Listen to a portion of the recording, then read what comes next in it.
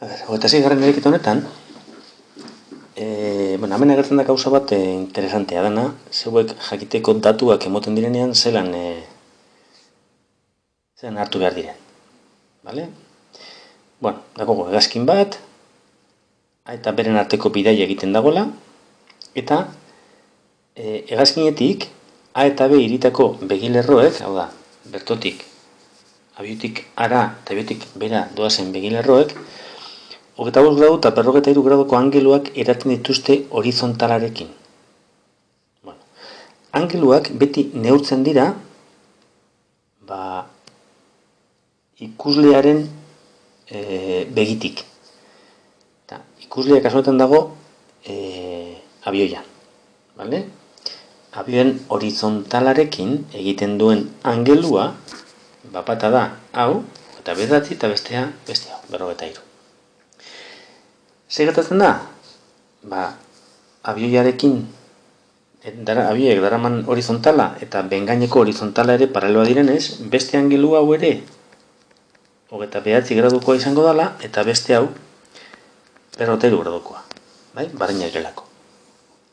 Eta orduan, eskatzen digute kalkulatzeko zenbateko altueran dagoela. Beraz, eskatzen digute kalkulatzea H hau. Vale? Bueno, berriro gauz, Elisaren antzeko horreaz, ez? Zer daukagu. Holanik. Hau, 29, hau, 53, oneri X deitu, eta hau, horiken X, eta hau H. Vale? Horron, daukagu. Tangente 29 dala H zati X, eta tangente 53 dala H zati laroiken X. Vale? Hemen H bakandu bietan, bai?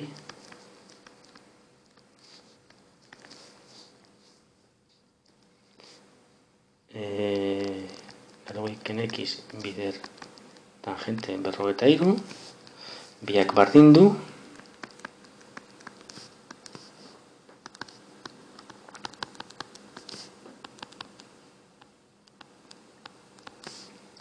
orain hemengo biderkaketa egin,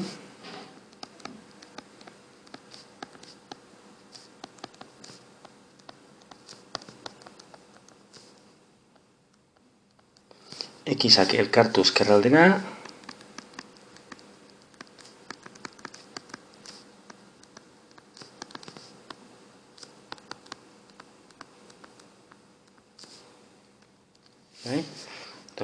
X bider tangente 29 gehi tangente 53, berdin 80 bider tangente 53, eta orain X bakandu hause zatitzenek ekarri hona.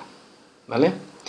Ezaten esartzen horrean, gero bakarri falta da H eskatzen digutenez, eta X daukagunez hemen eginda, ona ekarri eta ordeztu. Eta H izango da. Bai? Hemen 80, perkatu. 80, bider tangente 53, bider tangente 29, zati tangente 29, gehi tangente 53. Hori izango da altuera. Kalkular hartzen duzue, eta egiten da.